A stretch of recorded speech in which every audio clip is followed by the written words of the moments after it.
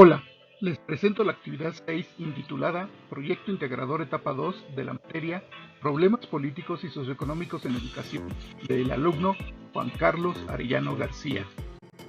Presento una propuesta de evaluación global y continua en el nivel medio superior y superior para el sistema educativo mexicano, con la finalidad de mejorar la calidad de los aprendizajes de los planes y programas de estudio de dichos niveles, lo que repercute de manera directa en la formación de sus alumnos.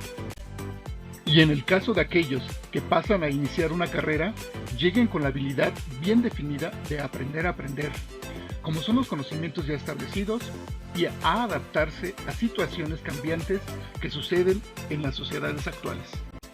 Y en relación con los profesionistas egresados de las instituciones de nivel superior, se integren a la sociedad como ciudadanos competentes provistos de lo necesario para cubrir el aspecto productivo, asimismo contribuir a la vida colectiva para lograr una sociedad más justa y libre. En la primera parte del proyecto integrador se mencionan las ventajas y desventajas del neoliberalismo en los rubros de economía, política, sociedad, cultura y por supuesto la educación, y las repercusiones que ha dejado en los países de América Latina.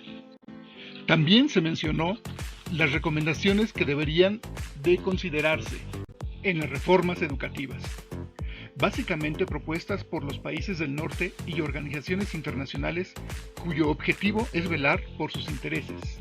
Algo semejante sucede con la globalización. De acuerdo con Tabarín y Bonal, favorece el proceso de acumulación de capital, garantiza un contexto adecuado para su reproducción y legitima el sistema. Estos son los intereses de los países del norte y de las organizaciones internacionales que se mencionan arriba. Se debe agregar que, de acuerdo con Dale, la globalización supone el paso progresivo de un Estado competitivo, que debe priorizar el proceso de acumulación para mantenerse atractivo al capital extranjero y garantizar su competitividad en un marco de mayor interdependencia global y de extrema movilidad del capital financiero e industrial. Para lograr lo anterior, se debe de intervenir en todos los ámbitos que dependen del Estado, incluyendo la educación, y para ello se crea la Agenda Educativa Global como un motor de cambio. Un cambio que las naciones y organizaciones internacionales imponen a los países en vías de desarrollo, lo cual merma la autonomía del Estado en cuanto a los procesos y objetivos educativos, como son planes y programas, gestión, etc.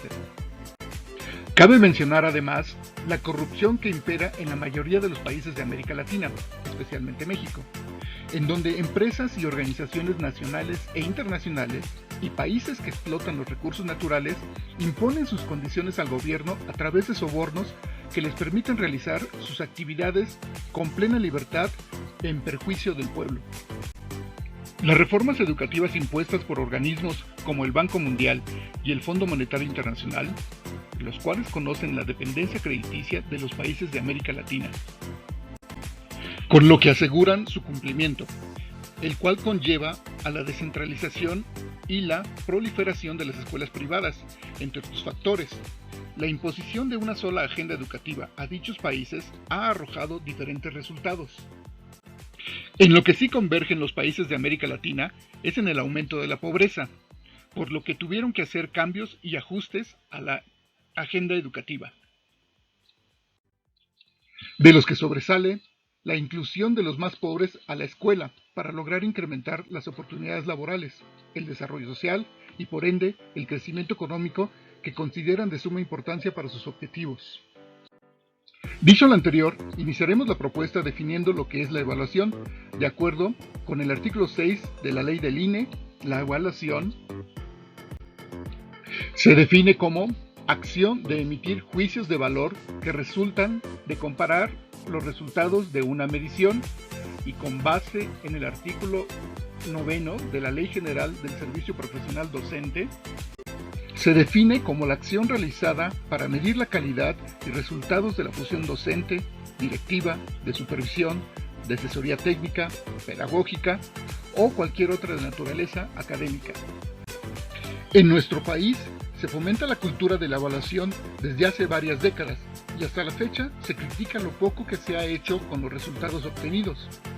Se determinaron algunos factores que contribuyen a dicha falta de acciones y que también repercuten a los objetivos de la agenda educativa, como son el contexto social del país, que no se tomó en cuenta para los objetivos de la agenda y como factor influyente en los tipos de evaluaciones.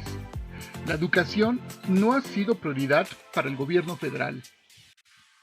El Congreso de la Unión y los gobiernos estatales tampoco muestran interés por la educación. Los empresarios del país nunca se han interesado por apoyar las causas de la educación. El magisterio, preso del sindicato, se encuentra despojado de iniciativas propias.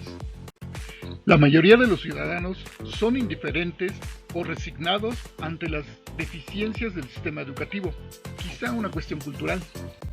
Por último, el alto grado de corrupción y deshonestidad que presentan los actores involucrados en los factores anteriores.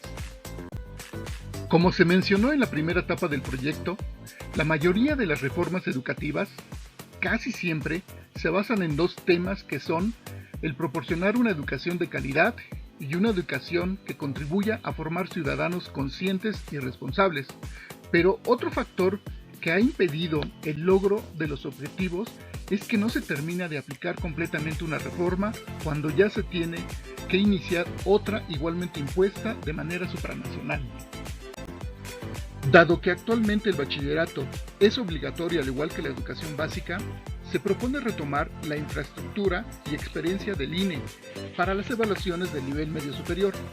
Como es sabido, las evaluaciones de los profesores y de las instituciones a nivel superior ya se realizan de manera permanente y sí, se toman acciones con los resultados obtenidos. Veamos algunas digresiones. Por ejemplo, existe una evaluación por parte de los alumnos hacia los profesores en la Universidad Iberoamericana, la cual se realiza al final de un curso, como en todas las universidades. Lo que llama la atención de esta universidad es el criterio que aplican las autoridades para la recontratación de los profesores para el siguiente periodo, el cual es muy simple. Todos los profesores que obtengan calificaciones muy altas o muy bajas no se recontratan y solo se contrata a los profesores que obtuvieron calificaciones promedio. En el caso de la UNAM, si se concursa para una plaza de definitividad, de carrera o de investigador, los resultados obtenidos en el CAT se toman como puntos a favor en el currículum y en caso de empate como criterio para definir al vencedor del concurso. En este caso, que se repite mucho en las universidades públicas, provoca que los profesores sean condescendientes al momento de evaluar a sus alumnos, en espera de una reciprocidad del alumnado. Otro rasgo de este tipo de situaciones son los alumnos llamados problemáticos, que su único objetivo es obtener excelentes calificaciones de cualquier forma, excepto estudiando y cumpliendo con lo establecido en el encuadre. Y algunas otras formas específicas de cada institución que no contribuyen a la buena formación de un ciudadano consciente y responsable. Mucho de esto son rasgos característicos de nuestra sociedad y que en muchas ocasiones se consideran como un tabú. Por lo que se refiere a los grupos étnicos y las poblaciones de difícil acceso, deben presentar ciertas características, por lo que es necesario un estudio más profundo y específico del tema. Todos estos elementos deben ser considerados al momento de la elaboración de los instrumentos de evaluación y las formas de aplicación. Volviendo a unos ejemplos de problemas de evaluación y que se reflejan en los resultados obtenidos al final de sus procesos, fue el caso mencionado en clase con las universidades autónomas de la Ciudad de México, en donde el ingreso es por sorteo y la formación final de sus egresados no corresponde con la calidad de sus profesores e instalaciones, un caso para analizar. Habría que decir también lo que está sucediendo en estos días con respecto a la UAM, que realizó su examen de admisión por primera vez en línea. De entrada, hubo algunos problemas técnicos por parte de la universidad, y en el caso de que un alumno presentara problemas con su cámara o su micrófono, se le anulaba el examen, sin más. Es algo innovador y acorde a la situación que se vive mundialmente con la pandemia. Pero surge una pregunta: ¿por qué la UNAM y el POLI no hicieron lo mismo si cuentan con mayor capacidad tecnológica que la UAM? Esta es la parte en la que me quiero referir al punto de la honestidad con otra pregunta. ¿Qué tan honestos somos los mexicanos para poder realizar actividades académicas en línea?